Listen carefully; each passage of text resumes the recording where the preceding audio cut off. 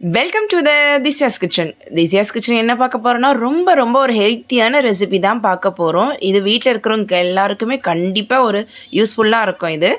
அந்தளவுக்கு இது ரொம்ப டேஸ்ட்டும் நல்லாயிருக்கும். இதை செய்கிறது ரொம்ப சுலபம்.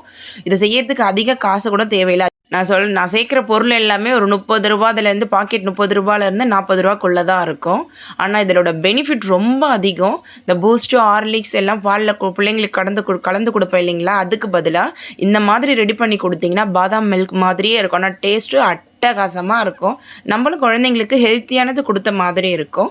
இதை செய்கிறது ரொம்ப சுலபம். ஒரு 10 நிமிஷத்துலேயே செஞ்சிடலாம். வாங்க இது எப்படி செய்கிறது நம்ம வீடியோக்குள்ளே போய் பார்க்கலாம். இதை செய்கிறதுக்கு நான் எல்லாமே 100 கிராம் அளவு குவான்டிட்டி எடுத்திருக்கேன். பூசணிக்காய் விதை 100 கிராம் எடுத்திருக்கேன். இது வெறும் வாயில் சாப்பிட்டாலே நல்லாயிருக்கும். அடுத்தது சன்ஃப்ளவர் சீடு ஒரு 100 கிராம் எடுத்திருக்கேன். அப்புறம் ஃப்ளாக்ஸ் சீடு ஒரு 100 கிராம் எடுத்திருக்கேன். அப்புறம் ஜியா சீடு ஒரு 100 கிராம் எடுத்திருக்கேன். சப்ஜா விதைன்னு சொல்லுவோம் இல்லைங்களா, அது. இப்போ இது எல்லாமே சமமான அளவில் எடுத்துக்கங்க, கரெக்டாக இருக்கும். இது அப்படியே வெறுமனே சாப்பிட்டாலும் நல்லாயிருக்கும். ஆனால் குழந்தைங்களுக்கு பிடிக்காததுனால நம்ம இந்த மாதிரி பவுடர் பண்ணி கொடுக்குறோம். இப்போ இந்த ஹெல்த் பவுடர் செய்கிறதுக்கு ஒரு பேனில் ஒரு 1/2 ஸ்பூன் அளவு நெய் சேர்த்துக்குங்க. நெய் நல்லா உருகுனதுக்கப்புறம் இப்போது நம்ம எடுத்து வச்சுருக்கிற விதைகள் எல்லாத்தையும் இதில் சேர்த்துக்கலாம். விதைகள் எல்லாம் சேர்த்துட்டு அடுப்பு குறைச்சி வச்சு நல்ல ஒரு மிதமான சூட்லேயே வறுத்து எடுத்துக்கலாம். நெய்யில் வறுக்கக்குள்ள கொஞ்சம் நாளைக்கு நல்லா கெட்டு போகாமல் ஒரு சிக்கு வாடை வரும். அது வராமல் இருக்கிறதுக்கு தான் நெய்யில் வறுத்து எடுத்துக்கிறோம். டேஸ்ட்டும் நல்லாயிருக்கும். இது கூடவே ஒரு 6 ஏலக்காயிலேருந்து விதைகளை மட்டும் எடுத்து சேர்த்துக்கிறேன். ஸ்மெல் ரொம்ப நல்லாயிருக்கும். பாதாம் ட்ரிங்க் மாதிரியே இருக்கும். அது மட்டும் இல்லாமல் இந்த விதைகளுக்கெல்லாம் நார்ச்சத்து, ஒமேகா 3லேருந்து விட்டமின் இ சத்துக்களும் அதிகமாக இருக்கிறதுனால இது முடிக்கும் ரொம்ப நல்லது. அதிகமாக ஹேர் ஃபால் இருக்கிறவங்களுக்கு இது ரெகுலராக அவங்க சாப்பிடக்குள்ள அவங்களுக்கு ஹேர் ஃபால் ஓரளவு கண்ட்ரோலில் இருக்கும். வெளியிலேருந்து வாங்கி சாப்பிட்ற ஃபுட்டெல்லாம் கண்ட்ரோல் பண்ணிவிட்டு இதில் ரெகுலராக சாப்பிட்டு பாருங்கள். கண்டிப்பாக உங்களுக்கு முடி கொட்டுறது குறையும். இதோட டேஸ்ட்டும் ரொம்ப நல்லாயிருக்கும். அடுப்பை மிதமான சூட்டில் வச்சு இது நல்லா நம்ம வறுத்து எடுத்துக்கலாம். இப்போ வறுத்து எடுத்ததுக்கப்புறம் அதே பேனில் ஒரு 1/2 ஸ்பூன் அளவு நெய் சேர்த்து இதில் ஒரு 20 பேரிச்சம்பழத்தை கொட்டையெல்லாம் எடுத்து வச்சுருக்கேன். இது பிளாக் டேட்ஸுன்றதுனால ஸ்வீட்னஸ் ரொம்ப கம்மியாக தான் இருக்கும். ஆனால் உடம்புக்கு ரொம்ப நல்லது. இதையும் ஒரு மிதமான சூட்டில் வச்சு நல்லா வறுத்து எடுத்துக்கலாம். ஒரு நிமிஷத்துக்கு வறுத்து எடுத்துக்கலாம். அதையும் அடுப்பை குறைச்சி வச்சு வறுத்துக்கலாம். இப்போ பாருங்கள், நல்லா வறுபட்டுடுச்சு. இதையும் ஒரு பிளேட்டுக்கு மாற்றிக்கலாம். அவ்வளோதான். மொத்தமாக எல்லா சீடையும் பேரிச்சம்பழத்தையும் நம்ம வறுத்து எடுத்தாச்சு.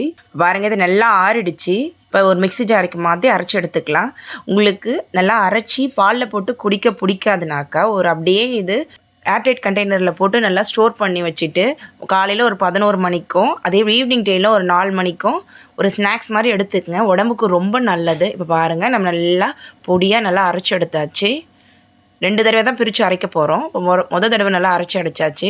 ரொம்ப மைய இல்லாமல் ரொம்பவும் குறன்னு இல்லாமல் அரைச்சி எடுத்துக்குங்க. இன்னொரு தடவையும் நம்ம போட்டு அரைச்சி எடுத்துக்கலாம். இப்போ இது கூடவே செகண்ட் டைம் அரைக்கக்குள்ள எண்ணெய் கரண்டி இருக்கும் இல்லைங்களா, குழிக்கரண்டி, எண்ணெய் கரண்டி, அதில் ஒரு 2 ஸ்பூன் அளவு, 2 கரண்டி, ஸ்பூன் இல்லை 2 கரண்டி அளவு நாட்டு சக்கரை சேர்த்துக்குங்க. இன்னும் கருப்பட்டி சேர்த்து செய்யக்குள்ள டேஸ்ட் ரொம்ப நல்லாயிருக்கும். பாருங்கள், இதையும் நல்லா குறன்னு அரைச்சி எடுத்தாச்சு. இப்போ இது ரெண்டுத்தையும் ஒன்றா மிக்ஸ் பண்ணிக்கலாம். இப்போ பாருங்கள், நான் கையாலேயும் நல்லா மிக்ஸ் பண்ணிக்கிறேன். ஈரம் இல்லாமல் செய்யுங்க. ஏன்னாக்கா நம்ம ஒரு பாட்டில்லையோ ஒரு ஏர்டைட் கண்டெய்னர்லேயே போட்டு தான் ஸ்டோர் பண்ண போகிறோம். ஈரம் இருந்தால் அது சீக்கிரமாக கெட்டு போயிடும். அதுக்காக தான் சொல்கிறேன். இது ரெண்டுத்தையும் நல்லா மிக்ஸ் பண்ணி விட்டுக்குங்க. எனக்கு ஸ்வீட்டே சேர்த்துக்க வேண்டான்னு நினைக்கிறவங்க அந்த நாட்டு சக்கரை கூட தேவையில்லை. பசங்களுக்கு கொடுக்கறதுனால நான் 2 கரண்டி அளவு நாட்டு சக்கரை சேர்த்துக்கிறேன். பாலில் போட்டு குடிக்கக்குள்ளே கரெக்டாக இருக்கும். எனக்கு சேர்க்க தேவையில்லைனாக்கா நீங்கள் அப்படியே கூட அரைச்சிக்கலாம். இது நல்லா மிக்ஸ் பண்ணிவிட்டு ஒரு கண்டெய்னரில் போட்டு ஸ்டோர் பண்ணனாக்கா அவ்வளோதான். 1 மாதம் ஆனாலும் இது ஒன்றுமே கெட்டும் போகாது, ஒன்றும் ஆகாது. நீங்கள் வெளியிலையும் வச்சுக்கலாம், ஃப்ரிட்ஜ்லேயும் வச்சுக்கலாம். அந்தளவுக்கு நல்லாயிருக்கும். அவ்வளோதான். இதே மெத்தடை நீங்களும் உங்கள் வீட்டில் ட்ரை பண்ணி பாருங்கள். டேஸ்ட் ரொம்ப அட்டகாசமாக இருக்கும். இந்த வீடியோ உங்களுக்கு பிடிச்சிருக்குன்னு நினைக்கிறேன்.